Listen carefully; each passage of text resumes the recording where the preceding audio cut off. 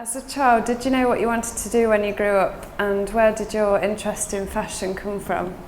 I've always been interested in fashion as far back as I can remember. It's not something I'm particularly proud of, probably because we'd all like to have more intellectual aims in life, but yeah, I was quite obsessive. And it wasn't just, oh, I need this type of, I need jeans, or I need this, or I need that. It was very specific. So if I was nagging my dad for some jeans, it would be the brand, the cut of the leg, very, very specific. And yeah, I was really, really obsessive. And my mum actually dressed me beautifully. I had really beautiful clothes, probably quite expensive, but I hated them. I mean, I hated what she dressed me in. It wasn't like I was being asked, do you want to wear this? And you know, everything that I wanted, she said, oh, it's common.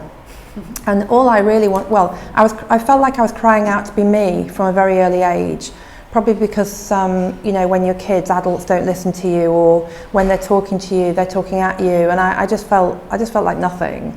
And all I wanted was a $6 million man black V-neck sweater. I thought that, you know, that would make me really cool.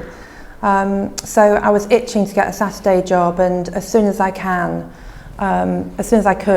I got a Saturday job, and I lied about my age. I was 15, and it meant that I could buy cool clothes.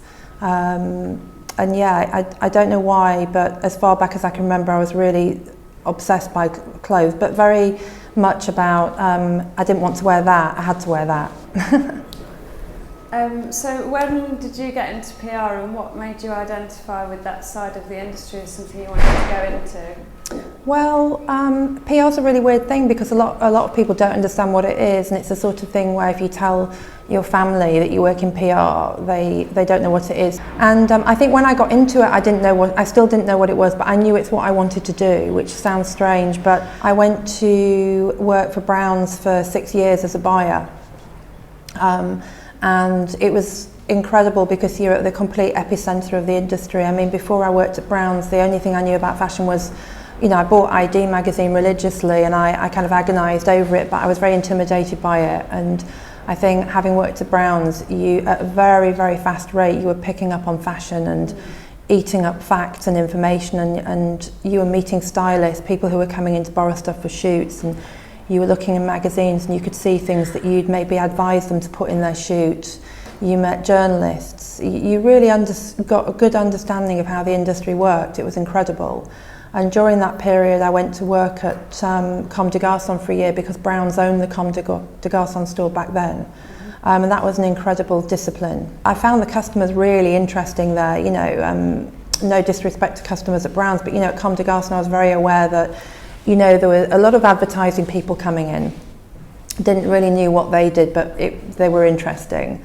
And there was painters, even poets. It was quite fascinating. Then I decided that I wanted to work for Marysia Wojniecka, who was the really hot PR at the time. She started her business when she was 22. She worked with Vivienne Westwood, and she had this incredible energy. I'd heard great things about her, and I didn't even know what PR was. Never met her before, had heard about her, and I just knew I had to work for her. So, could you tell me a little bit about your clients, who they are and where you intend to take them? Well, I work with Roksanda, Gareth, Pugh, and House of Holland, Henry Holland. Those are the three main fashion clients that I've worked with from the beginning, from when they started. I've got really nice, you know, very close relationship with them. We work incredibly closely. We probably speak on the phone at least 3 times a day. And they've all reached a fantastic level where I can challenge myself with the strategy where I'm going to take them now. And we also work with a Brazilian footwear company called Melissa, who specialise in the plastic shoes, and they do really exciting collaborations. The most recent have been Vivienne Westwood and Zaha Hadid, and there's a lot of exciting coming up, and they fit in really well. And we've worked with Katie Grand for 10 years. We helped her with Pop magazine.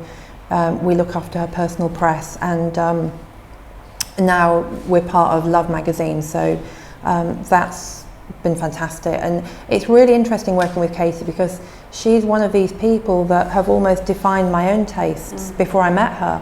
So it's great working with her now. I really love that. And then we work with Pony Step. Richard Mortimer, who runs it, you know, I helped him launch Boombox. He's a very good friend of mine, and he's got so many great ideas, and we just feel, you know, I just feel like he's come so far, and I went on that journey with him. And we also work with Bistro, and that's a restaurant, art space, and cabaret bar in the East End. And all these clients, you know, a lot of them are based east, and, you know, even Love Magazine is in Clerkenwell Road now.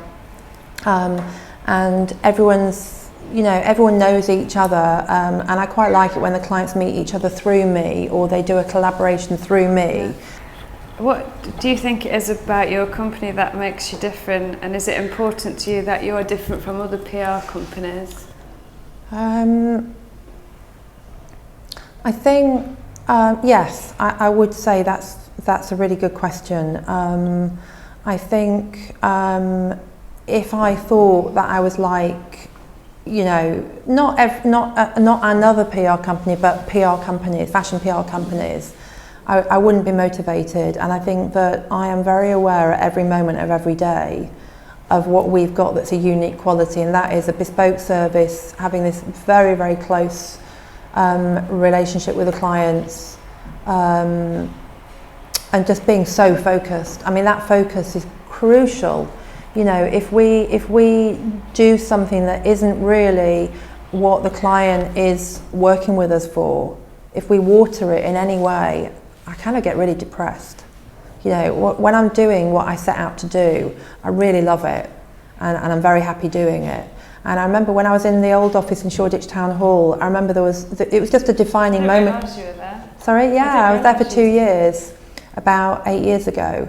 And I just remember Laurie Goldstein was doing this shoot in New York for Italian Vogue, and you know, that's how a lot of the British designers get in these magazines, because for advertising they can't use the clothing. They sometimes do, but they can't really. And in a recession they have to be stricter than ever really with the advertisers.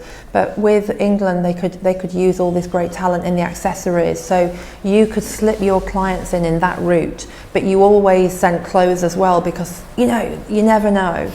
And I remember once we sent all this stuff to Laurie Goldstein, and you know, that is, what is it all about? It's about getting your clothes in W Magazine, it's about getting your clothes in Italian Vogue, it's about international glamour, you know. So I think we sent all this stuff to her, and I just looked around the office and there was nothing left. We'd literally packed up everything.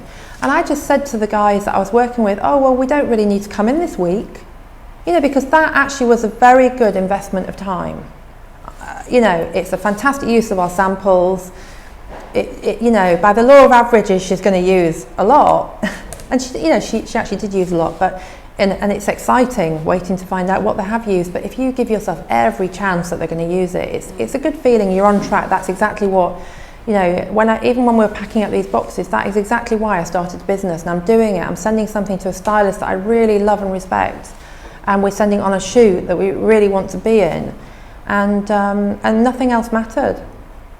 You seem to manage quite a high volume of work yourself. What's your work ethic, and how do you cope with it all? Well, as I said, you know, I'm very good at going the long way around when I do something, and I'm very meticulous about detail. I waste time on detail, you know.